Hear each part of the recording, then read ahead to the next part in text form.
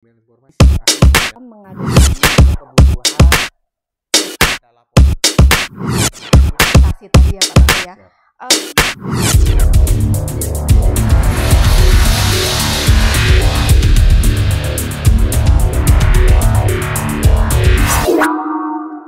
Assalamualaikum warahmatullahi wabarakatuh. Selamat siang Sobat Ekspor dimanapun Anda berada. Berjumpa lagi di program Obrolan Ekspor bersama saya Fadila Soliha dari Pusat Pelatihan Sumber Daya Manusia Ekspor dan Jasa Perdagangan Kementerian Perdagangan. Program Obrolan Ekspor ini tayang setiap Jumat jam 2 siang melalui kanal YouTube PPIJP Kemendak. Di siang hari ini kita sudah bersama praktisi dan juga coach nih dari PPJP yaitu Bapak Fernandes dari Elekom Indonesia Group. Selamat siang Pak Fernandes, apa kabarnya? Halo, selamat siang Bu Dila. Alhamdulillah saya baik. Bu Dila, gimana kabarnya? Alhamdulillah sehat Pak. Ya, sehat ya. Semoga selalu sehat ya Pak ya. Oke, Amin. saya juga ingin menginformasikan nih, ternyata Pak Fernandes ini merupakan salah satu coach ekspor coaching program di Sumatera Barat tahun 2023 ya coach ya. Iya, betul Bu Dila. Oke, gimana nih Pak kesannya nih selama mendampingi para UKM kita di Sumatera Barat? Seru banget sih Bu, karena saya juga merupakan alumni dari Ekspor Coaching Program Jawa Timur tahun 2018 Bu Dila. Jadi saya udah tahu gimana nih rasanya jadi peserta gitu. Kemudian sekarang saya diberi kesempatan sama PPIJP untuk menjadi coach juga gitu. Apalagi di daerah Sumatera Barat nih, daerah asal muasal saya mungkin gitu ya Bu Wah, Dila ya. Jadi ya alhamdulillah seru banget gitu, dan juga alhamdulillah pesertanya juga banyak yang semangat gitu ya, kemudian banyak juga hasil pencapaian ekspornya. nih mantap nih. Saya panggil Pak Fernandes dengan coach nggak apa-apa ya, Pak? Boleh, Bu Dila. Oke, siap. Oke, Sobat Ekspor, siang hari ini kita akan membahas ngobrol santai nih terkait ekspor dengan Pak Fernandes dengan tema optimalisasi website untuk menarik pasar ekspor. Nah, saya langsung aja nih Coach, karena banyak banget pertanyaan yang sering ditanyain nih para pelaku usaha. Sebenarnya website itu penting nggak sih? Terus saya tuh punya media sosial official, centang biru, apakah nggak cukup? Kemudian perannya ini apa sih website untuk para UKM kita? Oke, silakan Coach Oke. Fernandes. Baik, kalau di sini mungkin saya lebih luaskan lagi lingkupnya mungkin ya, bukan hanya Ya, untuk UMKM tetapi untuk eksportir gitu mungkin ya. ya. Mungkin saya langsung arahkan ke eksportir aja, karena di sini pembahasan kita kan obrolan ekspor ya. Jadi kita memang mindsetnya memang harus ekspor gitu. Karena kalau misalkan UKM nanti takutnya itu terlalu luas gitu. Jadi mungkin saya persempit lagi, maksud saya Betul. persempit lagi ke arah eksportir gitu. Memang Iya. Budila, website ini memang sangat penting sekali ya untuk kita para eksportir. Kenapa? Karena kita perdagangannya adalah internasional gitu ya. Eh, Susah untuk calon pembeli kita datang ke Indonesia gitu, atau mungkin untuk mereka bisa mengetahui keberadaan perusahaan kita kan agak susah gitu ya. Nah, dengan adanya website ini bisa menjadi salah satu tempat atau salah satu cara mereka bisa menemukan perusahaan kita. Salah satunya kalau mereka coba cari di Google nih, browsing, misalkan ya, misalkan apa, cinnamon supplier from Indonesia misalkan gitu ya, dicari di Google. Nah, harapannya website kita bisa muncul nih di paling atas Budila, sehingga mereka bisa menemukan kita, mereka bisa bertransaksi dengan kita seperti itu. Tapi kalau misalkan kita nggak ada website, bayangkan nih, misalkan kita punya sebuah toko atau sebuah uh, gudang yang besar gitu ya, misalkan di Sumatera Barat gitu. Kemudian kita tidak ada website itu. Apakah mungkin calon pembeli dari luar negeri itu bakal datang ke Indonesia, ke Sumatera Barat gitu untuk keliling tuh satu-satu nyari kira-kira di mana ya gudang kayu manis gitu ya. Nah, itu kan akan mempersusah untuk kita bisa bertemu dengan calon pembeli. Tetapi kalau kita punya website, itu bisa mempermudah kita bisa ditemukan oleh calon pembeli kita seperti itu. Jadi kalau menurut saya, untuk para eksportir nih, untuk semua sobat ekspor, wajib harus memiliki website. Oke, berarti hukumnya udah wajib ya, Coach ya? Menurut saya wajib, bagi Ya, saya wajib tuh ya. oke. Kemudian nih dari website itu apa sih yang harus ditampilkan nih? Informasi apa yang perlu ada di website tersebut? Oke, website ini kan merupakan company profile-nya kita ya. Jadi kalau kita nih biasanya kalau di Indonesia kita punya perusahaan, kemudian kita biasa mencetak company profile dalam bentuk buku gitu mungkin ya, Bu Dila, atau seperti makalah gitu. Nah, kalau di website ini sama kita harus menampilkan informasi-informasi yang ada juga di dalam company profile-nya kita. Jadi website ini merupakan wajahnya kita ya di depan para calon pembeli atau calon importir atau calon buyers apapun kita menyebutnya, website ini merupakan wajah kita sehingga kita harus membuat website ini dengan desain yang sesuai dengan visual identity perusahaannya kita. Jadi harus nyambung nih antara desain websitenya kita, desain kartu namanya kita, desain brosurnya kita, desain company profile kita harus seragam nih Bu Dila, sehingga kita terlihat lebih profesional di mata calon buyer seperti itu. Kemudian untuk informasi apa saja yang perlu ada di dalam website tersebut adalah yang pertama yang pasti company profile harus masuk tuh ya. Mulai dari misalkan kita mau memasukkan logonya kita, kemudian kita mau memasukkan sejarah perusahaan kita boleh, kemudian kita memasukkan kontak seperti itu boleh juga di dalam situ. Dan paling penting nih kalau kontak itu kalau bisa nih Bu Dila, bukan kalau bisa sih, malah menurut saya wajib juga gitu ya. Kita harus menyertakan alamat email juga. Karena untuk korespondensi bisnis kita dengan calon pembeli, itu kalau untuk dunia ekspor ini sebagian besar menggunakan email ya. Jadi kita harus mencantumkan alamat email kita di sana. Karena kalau kita mencantumkan nomor WA, belum tentu mereka menggunakan WA. Seperti itu ya. Ketika kita mencantumkan alamat Instagram kita, belum tentu mereka menggunakan Instagram. Tetapi kalau email itu adalah hal yang sudah sangat lazim atau lumrah ya di dunia perdagangan internasional ini kita gunakan sebagai media untuk komunikasi bisnis kita atau korespondensi seperti itu. Kemudian selain company profile dan juga kontaknya kita juga harus memasukkan activity nih Bu Dila.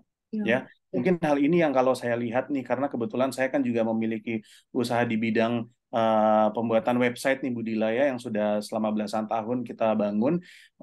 Saya lihat nih Bu Dila kebanyakan kalau eksportir ini atau biasanya kalau saya misalkan nih sebagai konsultan IT juga diminta mereview sebuah website gitu ya. Saya melihat bahwa kebanyakan eksportir itu tidak mencantumkan activity perusahaan. Misalkan kegiatannya adalah ekspor coaching program. Nih di Sumatera Barat misalkan ada ekspor coaching program. Nah, para peserta ekspor coaching program ini itu ketika mereka mendapatkan pelatihan, ketika mereka mengikuti kegiatan bisnis matching di salah satu rangkaian ekspor coaching program, atau mungkin mereka mengikuti pameran Trade Expo Indonesia gitu ya, itu mereka tidak mencantumkan kegiatan mereka tersebut di dalam website yang mereka miliki. Jadi biasanya isinya cuma company profile, kemudian produk gitu ya, kontak udah cuma gitu aja. Sehingga ketika buyers ini atau calon buyers kita mau melihat website kita, kelihatan ini website ini masih aktif apa enggak sih gitu. Kok kayaknya selama beberapa bulan ini datanya sama semua gitu kan ya Bu Dila. Nah, ketika kita memiliki sebuah fitur activity perusahaan gitu ya, setiap kegiatan yang kita ikuti kita update gitu di dalam website tersebut, maka calon pembeli ini bisa lebih yakin nih, oh ini perusahaan ternyata beneran perusahaannya masih aktif nih, dilihat kegiatannya, oh bagus ternyata binaan Kementerian Perdagangan, oh ternyata perusahaan ini sering mengikuti pameran dagang, dan pameran dagang yang diikutin juga kebanyakan pameran dagang internasional gitu. Nah, itu akan menambah kepercayaan calon pembeli terhadap kita, seperti itu. Di sisi lain juga produk harus kita tampilkan juga. Kalau untuk harga, saran saya nggak perlu ditampilkan, Bu Dila. Iya. Karena kalau harga kan itu mungkin tahap komunikasinya nanti untuk ke selanjutnya ya, tahap Ya. selanjutnya. Kalau untuk perkenalan awal kita tidak perlu menampilkan harga, tetapi kita perlu menampilkan foto-foto produk ya. Foto-foto produk harus kita tampilkan seperti itu. Oke, berarti yang harus ditampilkan di website ini company profile ya, Coach ya.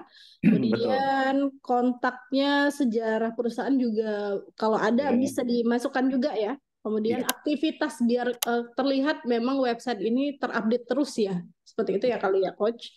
Kemudian foto untuk produk-produknya. iya, Oke, betul. Kemudian juga Bu Dila, ya, ada tambahan lagi. Kalau tadi saya bilang company profile, mungkin masih terlalu luas ya ya, pengertian company profile atau lingkupnya seperti itu. Mungkin hmm, bisa saya detailkan sedikit nih tentang ya, company profile yang saya ya, maksud. ya, Apa aja sih bagian-bagian dari company profile gitu ya, yang hmm, sekiranya nanti harus ada di company profile dan juga harus ada di website gitu ya. ya, Jadi harus ada deskripsi tentang perusahaan, boleh memasukkan ya. sejarah perusahaan, kemudian mau memasukkan visi misi juga boleh, kemudian memasukkan informasi, misalkan kita mau memasukkan pencapaiannya kita gitu, kita sudah pernah ekspor kemana aja, atau mungkin pemasaran di Indonesia kita sudah masuk ke seluruh provinsi misalkan gitu ya, itu bisa kita masukkan. Kemudian kita juga bisa memasukkan target pasar kita ekspor ke negara mana gitu, kemudian Hmm. sertifikasi yang kita miliki gitu. Kemudian jangan lupa kita masukkan juga foto-foto dari perusahaannya kita. Misalkan kita produsen, kita masukkan foto pabriknya kita. Kemudian kalau kita trader gitu, kita masukkan foto gudangnya kita seperti itu. Kemudian sertifikasi atau penghargaan yang pernah kita dapatkan juga perlu kita masukkan, Budila. Karena Oke. kebanyakan juga saya lihat itu orang membuat company profile atau website gitu ya, mereka Hmm. mendapatkan penghargaan, misalkan sebagai pengusaha atau UKM, apa namanya, UKM apa misalkan paling kreatif se-Indonesia misalkan gitu ya, dari Kementerian Perdagangan misalkan gitu. Ya. Itu kan pencapaian yang luar biasa tuh Hmm. ya, penghargaan yang luar biasa. Kebanyakan UKM mungkin hanya diposting di sosial media gitu, sedangkan mereka tidak memposting itu di website. Ya. Padahal itu juga penting untuk dimasukkan di website. Penghargaan apa aja sih yang pernah didapatkan oleh perusahaannya kita, kemudian oleh produknya kita, atau oleh kita sendiri. Misalkan saya pernah dinobatkan menjadi alumni ekspor coaching program, itu perlu saya masukkan juga Budila menurut saya. Karena Ya. itu bagian dari branding. Karena kalau di dalam branding ini kita tidak hanya membranding perusahaan kita, tetapi kita juga harus membranding produknya kita, bahkan kita juga harus membranding diri kita sendiri gitu sebagai pengusahanya, seperti sebagai ownernya atau CEO-nya seperti itu. Kemudian jangan lupa juga kita masukkan juga video-video yang mendukung gitu ya di website tersebut gitu. Kemudian kita masukkan juga kalau ada tim, misalkan mau kita masukkan tim juga boleh gitu. Jadi biar kelihatan nih, oh ternyata perusahaan kita ini sudah terstruktur loh. Karena terkadang buyer tersebut kalau misalkan mau melihat perusahaan, apakah perusahaan ini memiliki manajemen yang baik atau tidak gitu. Terkadang buyer itu melihat dari sisi struktur organisasinya, Budila. Ya, Oke. mungkin ini juga jarang dipikirkan sama para Hmm. eksportir gitu di Indonesia gitu ya. Karena ketika kita memiliki struktur organisasi yang bagus, kita punya bagian manajemen produksi, manajemen pemasaran yang bagus gitu, bahkan pemasaran mungkin ada internasional dan domestik gitu ya. Itu nanti bisa kita apa namanya menjadi salah satu poin plusnya kita gitu. Mereka bisa lebih percaya nanti dengan perusahaannya kita seperti itu Bu Dila. Dan informasi-informasi lainnya lah, pokoknya kita usahakan semaksimal mungkin informasi yang perlu kita tampilkan di dalam website atau di dalam company profile kita tampilkan di dalam website gitu ya. Atau mungkin yang kita lihat biasanya di sosial media, kita punya sosial media, kemudian kita memiliki YouTube gitu, kemudian kita memiliki akun di beberapa marketplace internasional, itu boleh kita masukkan Bu Dila di dalam Oke. websitenya kita gitu. Jadi ada link yang menuju ke marketplace-nya kita dimasukkan di website kita, itu akan lebih bagus menurut saya Budila seperti itu. Oke, jadi lebih mudah diakses juga ya Pak, memang Iya untuk betul, media sosialnya. Oh iya Pak, betul. saya ingin bertanya nih terkait harga ini berarti jangan di-spill ya di website ini ya, baiknya. Iya, kalau menurut saya lebih baik nggak usah di-spill sih, Budila, Hmm. kalau buat harga. Walaupun sebenarnya juga tidak ada aturan yang Ya. baku ya. Memang kalau buat hal-hal semacam ini tuh nggak ada aturan yang baku, Budila. Tergantung dari kebijaksanaan para pengusahanya masing-masing. Tetapi kalau menurut pendapat saya, memang Hmm. lebih baik tidak usah kita masukkan harga dulu. Karena apa? Karena di dalam perkenalan produknya kita ke mereka gitu, dalam korespondensinya kita ke mereka itu kita bukan langsung memberikan penawaran. Kalau kita memasukkan harga di sana, berarti kan sama dengan kita langsung memberikan penawaran. Ya. Sedangkan nih, kita tahu biasanya terkadang produk kita itu mungkin harganya di atas harga pasaran gitu ya. Ya. Hmm. Kemudian takutnya ketika calon buyer tersebut melihat gitu, oh ini kok harganya mahal banget. Sedangkan mereka masih belum melihat deskripsi dari perusahaannya kita gitu ya. Mereka Hmm. belum tahu kelebihan dari produk kita ini apa sih gitu sehingga kok harganya bisa mahal gitu ya. Takutnya mereka nanti udah langsung mundur gitu. Padahal mereka masih belum mendengarkan penjelasan dari kita, mereka belum mengetahui kelebihan produk kita apa seperti itu. Tetapi kalau di website tersebut tidak kita masukkan harga, kita masukkan lebih ke foto produknya kita, nama produk, deskripsi juga gitu, kemudian kelebihan produknya kita. Kemudian mereka penasaran, oh keren nih ternyata produknya, misalkan makanan, bisa awet 2 tahun tanpa bahan pengawet. Hmm. Wah berarti keren nih kayaknya nih. Nah mereka penasaran nih, mereka bisa coba filter gitu ya. Mereka coba, sorry bukan filter, mereka bisa coba kontak kita untuk mendapatkan informasi lebih jauh, misalkan informasi seputar harga, kemudian informasi-informasi lainnya seperti itu. Oke.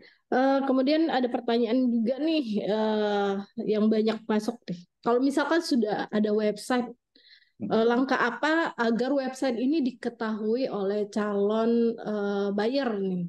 Ada tipsnya nggak nih, Coach? Oke, tips ya. Ini makanya pertanyaan sejuta umat nih kayaknya Iya. nih. Saya sudah bikin website gitu ya, tapi kok nggak ada buyer yang datang, nggak ada yang beli gitu. Kita lihat juga kan kalau di website itu kita bisa lihat jumlah pengunjungnya kita, Bu Dila. Jadi Ya. kira-kira pengunjung kita itu ada berapa hari ini, kemudian 2 minggu yang lalu, tanggal sekian kita bisa lihat. Kemudian kita bisa lihat juga kadang ada juga developer website itu yang menyediakan juga dari sisi negaranya ya. Oh, pengunjungnya kebanyakan ternyata dari Indonesia. Oh, ternyata kebanyakan dari Amerika gitu ya. Ya. Kadang kalau kita lihat gitu, kita punya website tapi kok pengunjungnya sepi gitu. Cuma ada mungkin sebulan 10 kunjungan, itu pun Ya. mungkin kita gitu yang Ah. kepo melihat website kita masih aktif nggak nih gitu ya, error nggak nih, kena hack nggak nih gitu ya. Nah, jadi kadang kita mikir gimana sih caranya biar website kita ini banyak pengunjungnya yang pada akhirnya nanti bisa menjadi eh, sebuah apa ya istilahnya duit ya, dolar gitu ya, Ya. harapan akhirnya kan dolar gitu mungkin ya Budila ya, Ya, walaupun benar memang betul. orang punya website tujuan akhirnya bukan hanya dolar aja gitu.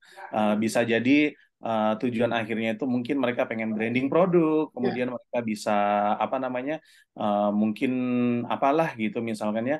Nah tapi kalau pada akhirnya branding pun pada akhirnya juga bakalan ke dolar juga gitu ya. Ya, Nah, tapi benar. kita anggaplah di sini sekarang tujuan kita itu adalah biar dolar gitu ya, bisa dapat dolar gitu ya, bisa dapat pembeli gitu. Nah, biar website bisa banyak didapatkan oleh calon pembeli itu ada yang harus kita perhatikan ya. Yang ada dua hal sih, Bu Dila. Oke, Saya apa aja, Coach? dari sisi SEO dan juga SEM ya. Ini berhubungan dengan optimalisasi website ya, Bu Dila. Ya. SEO dan juga SEM. SEO itu adalah Search Engine Optimization. Jadi Ya. Search Engine Optimization ini merupakan apa ya, sebuah teknik yang harus kita lakukan pada websitenya kita sehingga website kita itu mudah muncul di halaman pertamanya Google atau mesin pencarian Ya. seperti itu. Nah, Ya.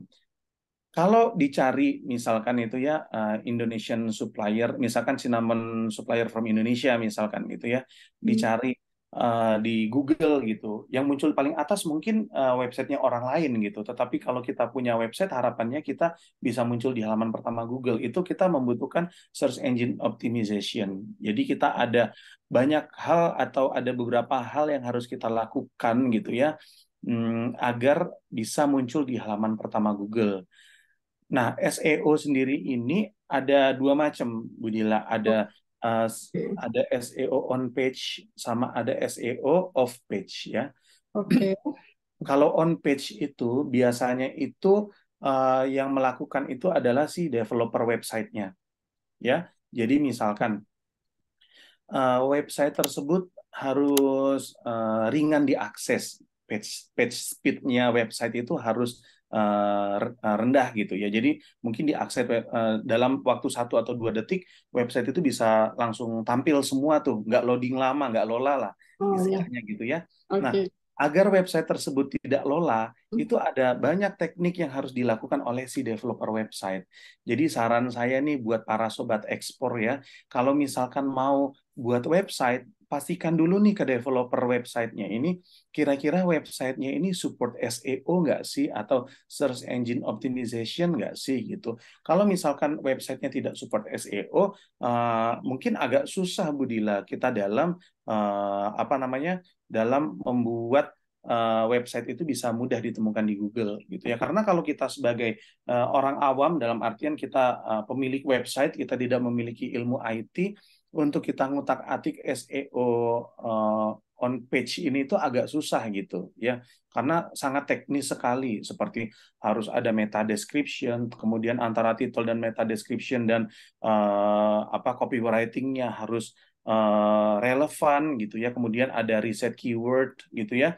Kemudian kalau dari itu yang bisa kita lakukan adalah kita membuat kalau dari sisi kita ya, dari sisi kita orang awam gitu, kita bisa belajar copywriting Bu Dila ya. Oke. Copywriting. Jadi bagaimana caranya biar uh, teks kita di website ini powerful gitu ya. Gimana caranya biar teks kita powerful, kemudian ramah Google gitu ya. Kemudian biar teks kita ini tadi bisa mudah diidentifikasi sama Google. Oh, kalau cari cinnamon supplier from Indonesia, ya tujuannya ke arah artikel ini loh gitu, ke arah website ini loh. Nah, itu harus kita pelajari. Tapi kita nggak bisa bahas detail sekarang ya, Bu Dila, masalah Boleh. copywriting, karena itu udah panjang sekali itu. Kalau di PPJP pelatihan copywriting itu mungkin bisa setengah hari ya, Bu Dila. Tapi kalau pakai Chat GPT ini kan bisa tuh. Apakah bagus disarankan atau seperti apa nih? Spill dikit nih, Coach. Oke, kalau kita menggunakan AI seperti ChatGPT itu, kalau hanya membuat kalimat biasa mungkin bisa ya. Tapi kalau yang pernah saya lakukan nih, nggak tahu kalau pengalaman teman-teman seperti apa. Ya. Tapi kalau pengalaman saya sendiri, saya kurang puas sih kalau untuk membuat sebuah kalimat, sebuah artikel gitu ya, atau copywriting dengan teknik tertentu gitu ya. Kalau kita menggunakan ChatGPT ini juga kurang smart gitu, jadi kita masih terlalu lugu lah misalkan gitu, kita menggunakan ChatGPT hanya bikin buatkan copywriting yang support SEO misalkan gitu ya untuk produk ini misalkan, kita hanya seperti itu gitu, mungkin itu terlalu mentah ya, informasi yang didapatkan oleh si ChatGPT terlalu mentah, ketika inputnya mentah, hasilnya pun juga nanti juga tidak akan terlalu matang gitu. Walaupun mungkin sekian persen mungkin memang sudah bagus gitu. Alangkah baiknya kalau kita memang mau menggunakan ChatGPT, inputan yang harus kita masukkan pun itu juga harus setengah matang gitu. Jadi ketika dipakai sama ChatGPT, nanti outputnya itu bakalan matang gitu. Jadi kita menggunakan teknologi gitu. Kalau kita pikir gini, teknologi itu kita gunakan, mungkin gini, ada orang yang berpikir ya, dengan adanya teknologi canggih manusia akan semakin bodoh gitu mungkin ya gitu, karena kita manja semua pekerjaan kita serahkan ke teknologi gitu. Tetapi kalau kita tahu nih Bu Dila, sebenarnya dengan adanya teknologi itu menuntut kita untuk lebih smart lagi gitu. Smart dalam apa? Salah satunya dalam memanfaatkan teknologi tersebut. Seperti saya bilang tadi nih di ChatGPT, kalau inputannya kita mentah, outputnya setengah mateng. Tapi kalau kita smart, kita bisa kita bisa memberikan sebuah inputan yang bagus di kolom chat GPT itu, nanti outputnya itu juga bakalan lebih matang seperti itu. Jadi kita memang pada akhirnya tetap harus mempelajari ilmu manualnya. Jadi kalau copywriting kita tetap harus belajar ilmu copywriting manualnya. Kemudian untuk pelaksanaan atau untuk pembuatan copywritingnya boleh kita minta bantuannya ChatGPT. Tapi itu mungkin mereka hanya membantu 30% gitu. Ya. 70% itu tetap harus di kita, Oh, kontrolnya tetap harus di kita gitu ya. Belum lagi kalau sudah artikelnya muncul gitu. Kita nggak boleh serta-merta harus langsung menggunakan artikel itu. Kita harus lihat lagi nih artikelnya. Kira-kira sudah masuk belum ya? Udah sesuai dengan ilmu copywriting yang saya ketahui atau belum ya? Udah masuk belum sih keyword yang saya inginkan gitu. Kemudian kira-kira letak kata kunci atau keywordnya ini sudah tepat belum sih gitu? Apakah letaknya masih belum tepat gitu? Apakah masih belum masuk keywordnya? Contoh sederhananya seperti itu. Jadi kitanya juga harus tahu ilmunya gitu ya. Sama seperti kalau kita menggunakan sebuah apa namanya? Mungkin sekarang ada mesin ya, mesin mesin kayak masak. Misalkan kita produksi bumbu nih ya, kan ya. sekarang sudah ada nih mesin buat masak bumbu gitu ya, yang Ya. otomatis ngaduk gitu. Ya. Tetapi kalau kita nggak tahu ilmunya dalam kapan kita harus masukkan bumbu ini, kapan harus masukkan bumbu itu, berapa lama itu harus diaduk, kemudian apa tandanya bumbu itu sudah masak atau belum, kapan itu atau apa tandanya ketika bumbu itu sudah terlalu mateng gitu. Kalau kita nggak punya ilmu dasarnya, walaupun kita menggunakan sebuah mesin untuk memproduksi bumbu, itu juga bakalan sia-sia gitu. Jadi ChatGPT juga seperti itu, Budila. Nah, kita kembali tadi ke SEO SEO sama SEM ya. on page tadi Tadi ya. on page Ya, ya. ya Satu masih lagi. di on page ya. Jadi Oke. kalau on page itu memang kita harus koordinasi sama developernya. Jadi saran saya buat sobat ekspor, silahkan cari developer website yang memang mengetahui tentang SEO gitu. Kalau misalkan teman-teman mau belajar sendiri boleh gitu ya, silakan bisa belajar sendiri. Cari aja buku-buku SEO sudah ada banyak, di internet pun sudah banyak. Tapi kalau saran saya sih kita belajar SEO itu lebih baik dari internet sih Budila. Oh Jadi gitu ya. agak agak Coach. beda nih mungkin ya. Oke. Kalau dibandingkan ilmu yang lain, kalau ilmu yang lain mungkin lebih baik dari buku gitu ya. Tapi kalau menurut saya kalau SEO ini lebih baik dari uh, internet. Kenapa? Karena ilmu SEO ini selalu berkembang. Algoritma dari si Google ini tuh selalu berkembang, selalu berubah gitu. Jadi bisa jadi dalam waktu 1 tahun sudah berubah, bisa jadi dalam waktu berapa bulan berubah gitu. Sehingga kalau kita menggunakan buku 5 tahun yang lalu, bisa jadi ilmu tersebut sudah tidak bisa kita terapkan sekarang gitu. Jadi kalau buat SEO, saran saya kita bisa cari dari situs-situs terpercaya gitu ya, tentang perkembangan algoritma dari si Google gitu ya. Mereka biasanya punya analisis-analisis nih, dan biasanya yang menganalisis itu sudah ahli-ahli nih, sudah master-master nih, udah bukan master lagi ya, udah dewa-dewanya SEO gitu Pakar kan ya, gitu, Coach ya. udah pakarnya pakar gitu. Gitu. Jadi biasanya ilmunya mereka lebih update sih gitu. Tapi kalau misalkan kita punya e-book misalkan gitu ya, yang memang update gitu, misalkan update setiap berapa bulan gitu, kita bisa juga menggunakan itu seperti itu. Oke, baik. Kemudian betul. Nah, kemudian tapi kalau kita misalkan ilmu kita masih dasar dari sisi pembuatan website gitu, misalkan kita hanya pernah mengikuti pelatihan pembuatan website gitu, misalkan pelatihannya selama 1 hari gitu, 6 jam gitu. Kemudian kita mengharapkan sebuah website yang sudah support SEO, menurut saya sih itu agak susah gitu. Walaupun bukan berarti mustahil ya, Ya. tergantung pematerinya itu ngajarin nggak sih tentang SEO-nya gitu. Nah, kemudian selain SEO on page ini ada juga off page ya. Seperti salah satunya itu tanam backlink, kemudian kita ada menggunakan buat analitiknya ada Google Analytics, Webmaster Tools, Search Console itu, kemudian kita bisa ada banyak lah pokoknya yang bisa kita lakukan. Nanti teman-teman bisa coba browsing-browsing sendiri tentang SEO off page. Nah, kalau SEO off page ini nih yang bisa dilakukan yang lebih mudah ya untuk dilakukan oleh para admin-admin website gitu ya. Jadi admin website sekarang bukan hanya menginputkan artikel gitu ya, hanya menginputkan produk baru gitu, karena terkadang dalam 1 tahun belum tentu kita ada produk baru gitu kan. Nah, tapi admin website juga teman-teman kalau di sini punya website dan ada adminnya, suruh belajar juga SEO off page.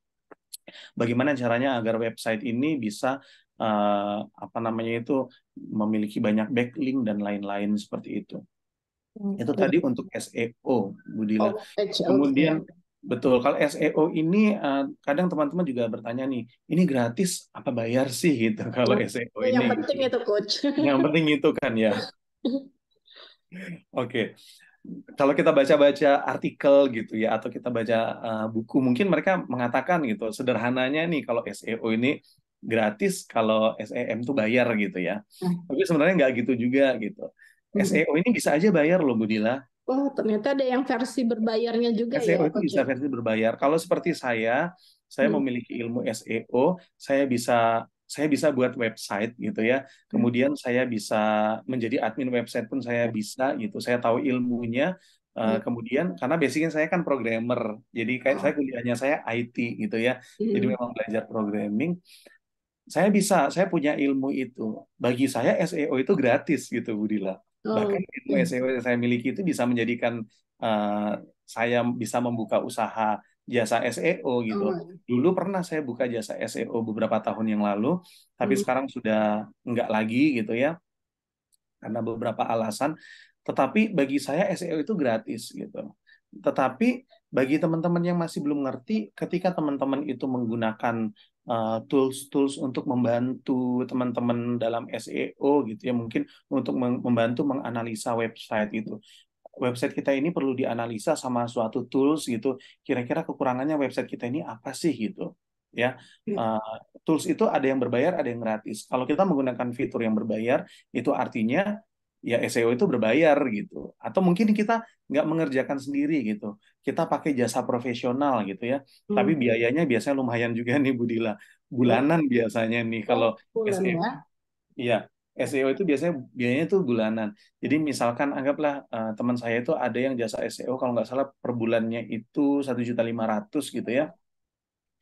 Hmm. Eh, Ketika kita menggunakan jasa SEO, jadi seorang tenaga profesional yang megang websitenya kita gitu, yang mengelola websitenya kita, SEO-nya websitenya kita itu berarti SEO itu berbayar gitu. Tapi sekali lagi kalau teman-teman niat mau belajar, memang mungkin tidak bisa dalam waktu 1 minggu 2 minggu ya, mungkin proses belajarnya mungkin butuh waktu beberapa bulan tergantung dari seberapa cepat teman-teman dalam belajar hal baru gitu ya. SEO ini bisa gratis gitu. Kalau memang kita mau serius gitu ya belajar SEO, sebenarnya manfaatnya ada banyak sekali, Bu Dila. Oke. Karena apa ya? Orang kan cari apa-apa sekarang di Google gitu kan ya. Ya, Nyari betul. apa dikit di Google, nyari apa dikit di Google gitu. Kalau kita bisa nyari misalkan gitu ya, supplier kayu manis di Indonesia, muncul kita paling atas. Supplier cengkeh di Indonesia, kita muncul paling atas. Supplier kapulaga di Indonesia, kita muncul paling atas. Itu kan akan lebih mempermudah jalan kita bertemu dengan buyer seperti itu kan Ya. gitu. Atau kalau kita misalkan nggak mau SEO, kita bisa juga pakai SEM, Search Engine Marketing. Oh. Nah, kalau search engine marketing ini memang berbayar, Bu Dila. Jadi Hmm. istilah sederhananya mungkin seperti iklan Google gitulah. Kalau kita pasang iklan di Google gitu ya kan, kita perlu bayar tuh. Ya. Ya, hariannya misalkan seharinya 100.000, kita mau pasang selama 7 hari gitu ya. Hmm. Seharinya 100.000, 7 hari berarti 700.000 misalkan. Nah, kalau seperti itu, nah itu baru berbayar, itu masuk ke SEM atau Search Engine Marketing, dan masih banyak lagi fitur-fitur SEM lainnya. Nanti detailnya teman-teman bisa coba browsing-browsing, karena memang zaman sekarang ini Budillah kita sudah sangat dipermudah dengan adanya teknologi gitu. Jadi ketika nonton webinar seperti obrolan ekspor ini nih gitu, Ya. saya juga salah satu yang suka nonton obrolan ekspor loh Budillah. Wih, Jadi kalau saya makasih. misalkan di obrolan ekspor ini saya Hmm. melihat oh ada teknologi baru nih dari coach yang lain yang memberi informasi. Saya suka lanjut belajar sendiri. Karena kalau obrolan setengah jam 45 menit, itu nggak cukup untuk kita mengetahui ilmu itu secara keseluruhan. Jadi kami para coach, kalau di obrolan ekspor ini, kita hanya ngasih clue-nya aja nih. Oh Hmm. ada loh ini, ada ini, ada ini gitu. Nah, lengkapnya detailnya seperti tadi ChatGPT. Kan Ya. kita udah mention ChatGPT nih. Ya. Nah, tapi kan nggak mungkin kita jelaskan detail. Apa sih ChatGPT itu, Ya. cara menggunakan seperti apa, teknik ChatGPT seperti apa, kan nggak mungkin nih. Nah, Ya. teman-teman bisa belajar sendiri nih, cari buku-buku tentang apa namanya cara optimal menggunakan ChatGPT gitu ya, atau cari artikel gitu, teman-teman bisa coba cari sendiri. Itu cara yang pintar buat kita belajar zaman sekarang ini, Bu Dila ya. Iya, Gitu. betul. Oke. Kemudian untuk website ini kan banyak juga nih para eksportir kita yang udah punya website. Nih, menurut coach sendiri ini biasanya kekurangan atau kesalahan yang ada pada website tersebut itu apa aja sih, coach? Oke, ini mungkin sesuatu hal yang umum ya, atau mungkin sesuatu hal yang dasar sekali gitu. Tapi percaya nggak percaya nih Bu Dila ya, saya punya banyak binaan seluruh Indonesia, mungkin sudah ada ratusan atau ribuan gitu ya, ribuan Ya. lah di Indonesia binaan eksportir gitu ya. Nah, kalau eksportir mereka masih pemula gitu ya, mungkin mereka belum pernah ekspor nih, mereka baru mau memulai ekspor gitu ya. Saya lihat itu kesalahan terbesar mereka adalah websitenya masih menggunakan bahasa Indonesia. Oke. Itu mungkin hal sederhana gitu ya. Tapi itu terjadi, Bu Dila. Dan kadang saya ngelihat itu juga kayak, wow, hebat sekali nih bayar-bayar bisa bahasa Indonesia gitu kan. Saya sarkastik gitu kan ke mereka gitu. Ini, wah, hebat nih Bu, targetnya pasar Australia tapi pakai bahasa Indonesia. Berarti orang Australia banyak ya yang bisa bahasa Indonesia ya gitu. Kadang saya gitu kan, saya bercandain gitu kan. Entah mereka melihatnya itu sebagai sebuah sarkastik atau bercandaan gitu ya. Tapi memang itu banyak terjadi, Bu Dila. Karena bisa saya bilang mungkin lebih dari 50% gitu ya untuk eksportir pemula websitenya itu masih menggunakan bahasa Indonesia gitu. Dan satu lagi yang juga lebih dari 50% saya lihat bagi eksportir pemula ya, di sini saya Ya. garis bawahi pemula, kesalahannya di website itu adalah mereka masih menggunakan nomor handphone dengan awalan 08. Oke, Jadi baik. 081 sekian-sekian kayak gitu. Nah, kalau bayar dari luar negeri mau telepon ya nggak bisa dong nanti ke nomor tersebut. Jadi kita harus pakai plus 62 gitu ya. Jadi kita plus 628 sekian-sekian sekian kayak gitu. Harusnya seperti itu. Itu sih saya lihat kebanyakan kesalahan dari para eksportir pemula gitu ya. Kemudian kalau bagi para eksportir yang sudah bukan pemula lagi Ya. gitu ya, Mhm. biasanya kekurangannya itu adalah eh, mungkin bagi mereka, mereka punya kebijaksanaan gitu ya, yang sebenarnya itu tidak fleksibel bagi para pembeli. Misalkan kalau mau kirim email, mereka menyediakan halaman kontak us gitu ya. Jadi di Oh, ya. website mereka menyediakan, biasanya kan ada kontak us tuh, kemudian kita masukkan emailnya kita, Boleh. subjeknya, kemudian deskripsinya apa. Nah, bagi sebagian importir sebenarnya mereka kadang kurang suka seperti itu. Oke, baik. Mungkin mereka lebih suka kalau karena gini, terkadang kalau di perusahaan yang besar itu mereka sudah punya divisi sendiri. Ada divisi yang memang khusus untuk mungkin korespondensi gitu ya, untuk kirim-kirim email gitu, Hmm. buat apa namanya, kirim-kirim email ke, kalau mereka importir berarti mereka kirim email ke eksportir, misalkan yang ada di Indonesia, ke supplier gitu ya.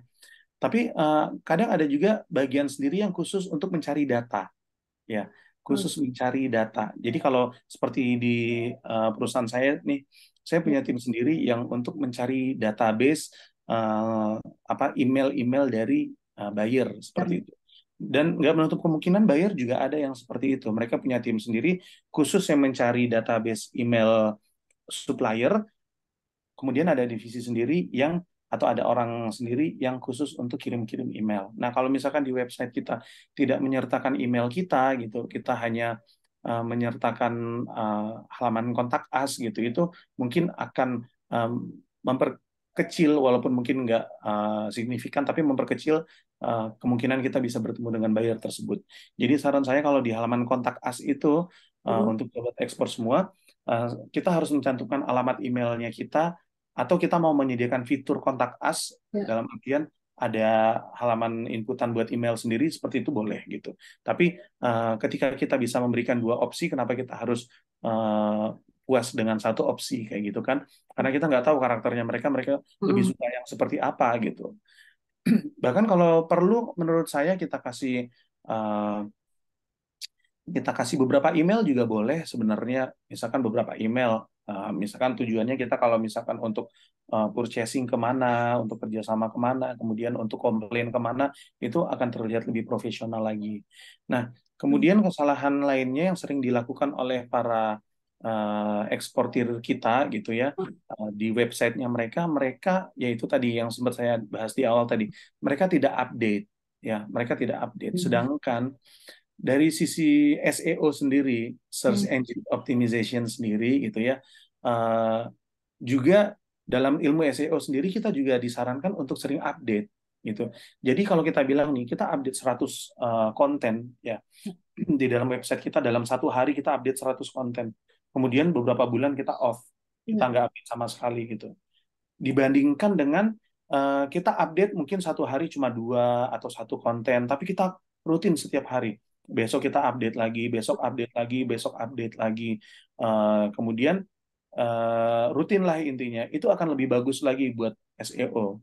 Seperti itu Bu Dila. Jadi jangan kita pikir, oh saya punya kegiatan selama 1 tahun kemarin, kemudian kita update dalam satu hari semua, setelah itu kita off nggak update, itu malah kurang bagus gitu. Jadi kita harus rajin update. Nah update itu kan nggak harus update produk Bu Dila. Bisa jadi kita update-nya itu mungkin kita jadikan kita kasih satu fitur artikel juga boleh gitu ya, untuk istilahnya untuk memancing orang membaca artikel kita. Misalkan artikelnya itu tentang, kalau kita misalkan rempah-rempah gitu ya, website kita rempah-rempah, mungkin kita bisa bikin artikel, dan jangan lupa dalam bahasa Inggris ya. Nah kalau bahasa Inggris nih saya suka pakai ChatGPT nih Bu Dila. Saya buat artikelnya bahasa Indonesia, terus saya biasanya kalau saya sih lebih suka itu saya translate pakai bahasa Inggris gitu, kemudian saya minta sama ChatGPT, please correct my grammar, terus saya masukkan bahasa Inggris hasil dari Google Translate tadi. Itu biasanya sih kalau menurut saya sih itu lebih baik hasilnya seperti itu. Nah, kita buat artikel dalam bahasa Inggris, kalau kita websitenya kita atau kita jualannya rempah-rempah gitu ya, kita buat artikel yang mana artikel ini nantinya bisa bermanfaat bagi calon pembeli kita. Jadi bukan artikel ini bermanfaat bagi sesama eksportir lain, bukan. Tapi kita buat artikel yang bermanfaat bagi calon pembeli kita. Misalkan nih, tips mendapatkan produk kayu manis yang berkualitas di Indonesia, misalkan gitu, kita buat artikel seperti itu ya. Atau mungkin karakteristik eksportir Indonesia yang harus diketahui oleh para importir. Nah, misalkan kita buat artikel seperti itu misalkan di websitenya kita. Nah, itu kan artikel-artikel tersebut adalah artikel-artikel yang bermanfaat bagi para calon buyer gitu.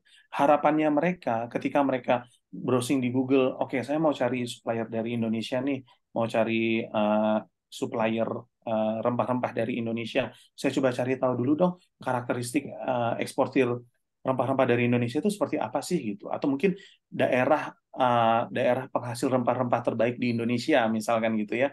Mereka mau tahu, oh saya mau cari supplier dari Indonesia, kira-kira dari daerah mana ya di Indonesia yang produk-produk kayu manisnya bagus. Nah, mereka nanti kan browsing tuh di Google.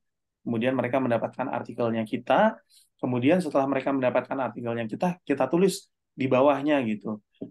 Jika Anda berminat untuk mencari produk kayu manis yang bermanfaat, bukan bermanfaat, yang berkualitas gitu ya, silakan hubungi kami di email ini atau di nomor WA ini, seperti itu. Jadi kita pada akhirnya kita bisa mengarahkan dari artikel tadi, penutupnya kita bisa mengarahkan untuk mereka melakukan transaksi dengan perusahaannya kita, seperti itu.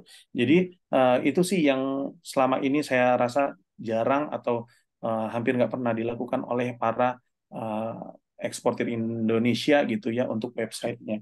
Dan semoga aja Bu Dila, dengan sedikit tips dari saya tadi gitu ya, bisa membuka wawasan teman-teman semua sobat ekspor gitu ya, para pengunjung YouTube-nya PPEJP gitu ya. Semoga bisa bermanfaat bagi kita semua, kemudian bisa menambah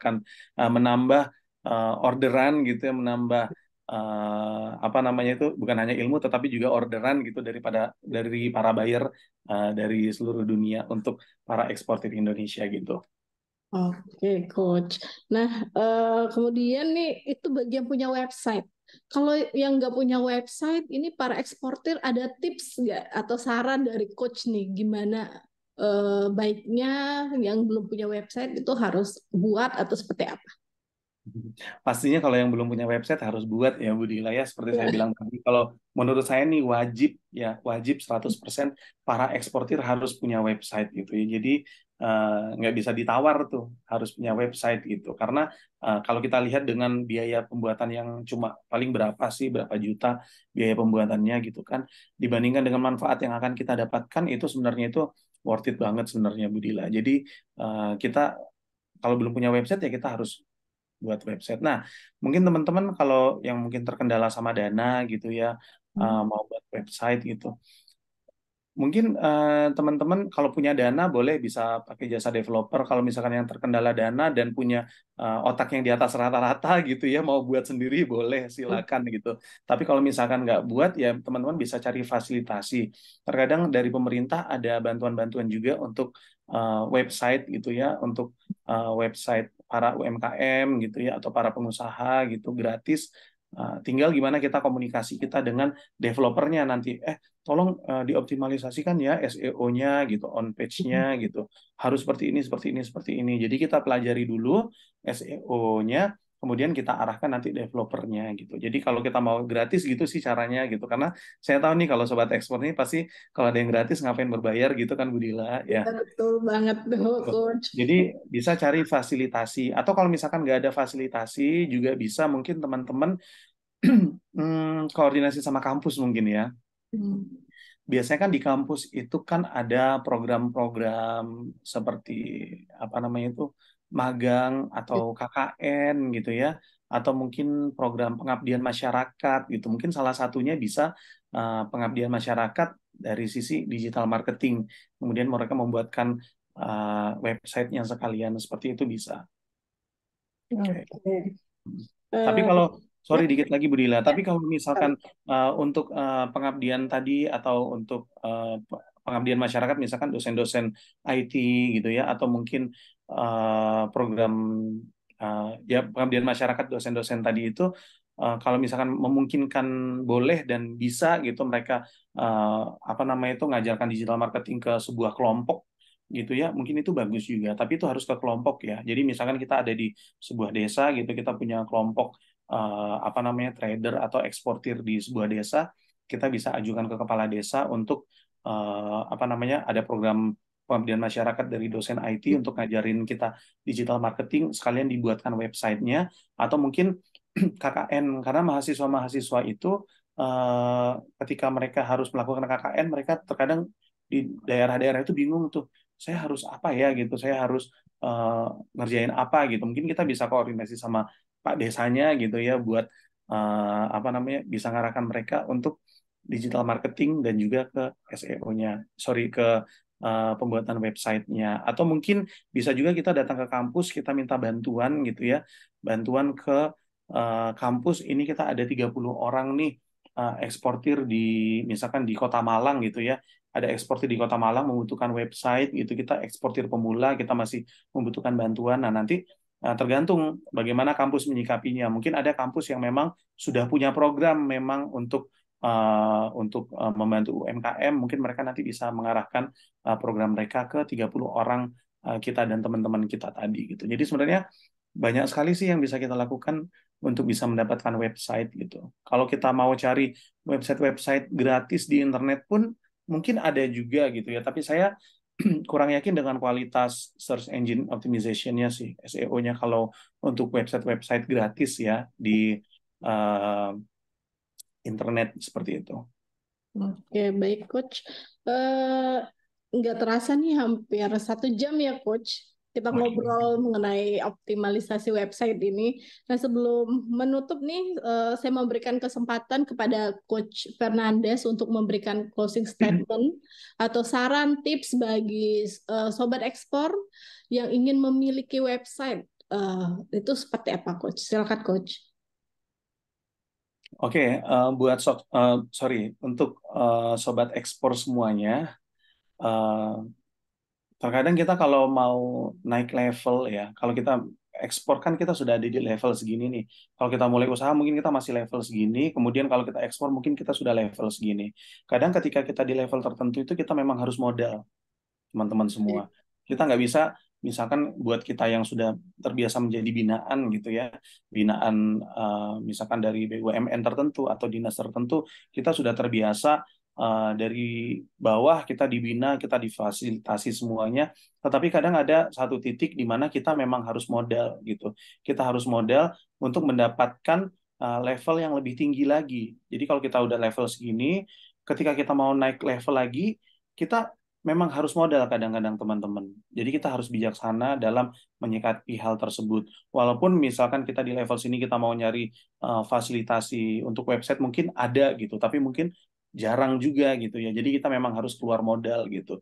Karena website ini sangat powerful sekali, sepengalaman saya dan juga para binaannya saya, website ini sangat powerful sekali. Jadi teman-teman jangan ragu-ragu kalau memang harus keluar modal untuk mengembangkan website yang bagus gitu ya untuk perusahaannya teman-teman, karena memang mungkin sudah saatnya memang teman-teman harus mulai keluar modal gitu, tidak hanya berkutat di hal-hal gratis seperti sosial media, Google My Business, kemudian mungkin pakai blog dulu kita gitu ya, atau kita lain-lainnya gitu. Tetapi mungkin sekarang kita sudah saatnya memang kita keluar modal, dan nggak mahal teman-teman dibandingkan dengan dibandingkan dengan hasil yang akan didapatkan.